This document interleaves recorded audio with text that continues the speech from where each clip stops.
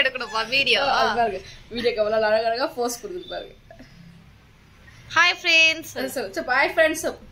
Hi friends. Hi friends. இந்த அம்மாவுக்கு video எடுத்து அழகா தெரிஞ்சிருந்துங்க. இவர் அழகா போஸ்ட் கொடுக்குறா. இப்பெல்லாம் வர வர போஸ்ட் கொடுக்குது, கை ஆட்டுது, எல்லா வாழ்விலையும் கரெக்டா பர்ஃபெக்டா பண்ணுது. சுபிக்ஷா எங்க? சுபிக்ஷா சொல்லு hi friends, welcome to 80s Mamiya 2K மாமியா போடுறா. ஹாய் ஃப்ரெண்ட்ஸ் சொல்லு. ஹாய் ஃப்ரெண்ட்ஸ் சொல்லுறோம். Hi friends. பாருங்க ஹாய் ஃப்ரெண்ட்ஸ். சரி okay. Hi friends, welcome to 80s Mamiya 2K மருமகள். இன்னைக்கு என்ன டிஷ் பண்ண போறேன்னா, எங்க வீட்டு நைட் டின்னர் என்னன்னா ராகி தோசை பொட்டுக்கடலை சட்னி. வாங்க எப்படி செய்யுதுன்னு பார்க்கலாம். தோசை செய்யறதுக்கு தனியாக கேழ்வரகு அரைப்போங்க. எப்படி அரைப்போம்னா, கேழ்வரகு 3 டம்ளர்னா 1 டம்ளர் அரிசி, 1/2 டம்ளர் உளுந்து, இது 3 நல்லா கழுவி உணர்த்திட்டு அரைச்சிட்டு வந்துடுவோம். அதை வச்சு எப்போனா தோசை ஊற்றிக்கலாம். இப்போ அதை எப்படி செய்யுதுன்னு காமிக்கிறோம் வாங்க. பாருங்க, கேழ்வரகு தோசைக்கு ஃபர்ஸ்ட் நம்ம கேழ்வரகு மாவு எடுத்துக்கலாம்.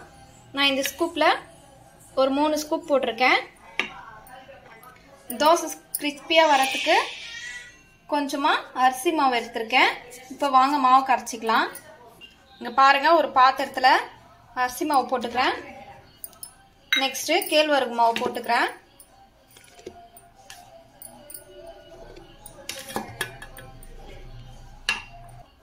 இந்த மாவுக்கு தேவையான உப்பு கொஞ்சம் போட்டுக்கலாங்க. இப்போ இத தோசை மாவு மாதிரி நல்லா கரைச்சிக்கலாங்க. இங்க பாருங்க, இந்த மாதிரி பதத்துல கரைச்சி வச்சுக்கணும். இப்போ இதுக்கு வெங்காயம், பச்சை மிளகாய், கொத்தமல்லி எல்லாம் கட் பண்ணிக்கலாம். தோசை செய்யறதுக்கு 1/2 மணி நேரத்துக்கு முன்னாடியே மாவு வந்து கரைச்சி வச்சிடணும். பாருங்க கரைச்சி வச்ச மாவு. இப்போ இதுல வந்து வெங்காயம், பச்சை மிளகாய் போட்டுக்கலாம். பாருங்க வெங்காயம்,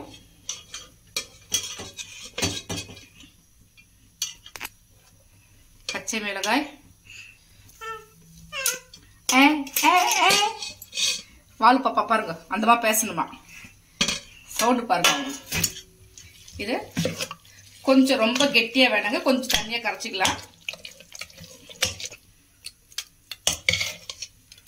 கொஞ்சம் தண்ணி விட்டுக்கலாங்க. கரைக்கிறப்ப உப்பெல்லாம் போட்டாச்சுங்க. இப்ப தண்ணி விட்டுக்கலாம். பாருங்க இந்த பதத்துல தோசை மாவு ரெடி. ராகி தோசைக்கு பொட்டுக்கடலை சட்னி தாங்க காம்பினேஷன். இங்க பாருங்க, பொட்டுக்கடலை, தேங்காய், கொஞ்சமா உப்பு, ஒரு 4 பல்லு பூண்டு, ஒரு 3 பச்சை மிளகாய். உங்களுக்கு காரம் எவ்வளவு தேவையோ அவ்வளவு போட்டுக்காங்க. நான் 3 பச்சை மிளகாய் போட்டிருக்கேன். இப்போ இதை அரைச்சிடலாம். கடாய் காஞ்சிச்சுங்க. இப்போ தோசை விட்டுக்கலாம். நல்லா அழகா மெலிசா வருங்க தோசை.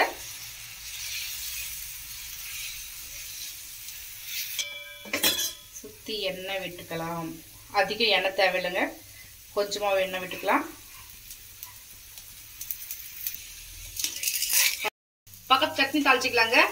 இங்க பாருங்க, கேழ்வரகு மாவு வெந்துச்சு. இப்ப திருப்பி போட்டுடலாம். வேகட்டும். இப்ப சட்னிக்கு எண்ணெய் விட்டுக்கலாம். எண்ணெய் கஞ்சி கடுகு போட்டுட்டேன். இப்போ கொஞ்சமா உளுத்தம் பருப்பு நல்லா பொரியட்டும். கடுகு நல்லா பொரிஞ்சு உளுத்தம் பருப்பு ஃப்ரை ஆகட்டும். எப்பயுமே உளுத்தம் பருப்பு சட்னிக்கு போடுறப்ப நல்லா ஃப்ரை ஆகணுங்க. இல்ல சட்னில எல்லாம் ஊறிட்டு ஒரு மாதிரி சாஃப்ட் ஆயிடும். உளுத்தம் பருப்பு டேஸ்ட் வராது. எப்பயுமே உளுத்தம் பருப்பு நல்லா வறுபடட்டும். அப்ப நல்லா டேஸ்டா இருக்கும், வாசனையா இருக்கும். இப்ப கடுகு பொரிஞ்சிச்சு, உளுத்தம் பருப்பு ஃப்ரை ஆயிடுச்சு. இப்ப கருவேப்பிலை போட்டு ஸ்டவ் ஆஃப் பண்ணிடலாம். இப்ப சட்னி தலைமையில தாளிச்சதை கொட்டிடலாம். ராகி தோசை ரெடி ஆயிடுச்சு, சாப்பிடலாம். அவள்தாங்க, ரொம்ப சுவையான ஈஸியான ராகி தோசை ரெடி. இப்ப சாப்பிட்டு பார்க்கலாங்களா?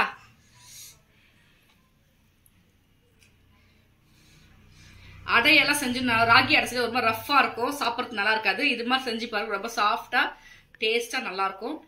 நான் சாப்பிட்டு பார்க்க போறேன். இப்ப யம்மி, செம்ம டேஸ்ட்டுங்க. இந்த ராகி தோசைக்கும் இந்த தேங்காய் சட்னிக்கும் சூப்பர் காம்பினேஷன், ரொம்ப சூப்பர். இதே மாதிரி நீங்களும் செஞ்சு பாருங்க, சமைச்சு பாருங்க. லைக் பண்ணுங்க, ஷேர் பண்ணுங்க.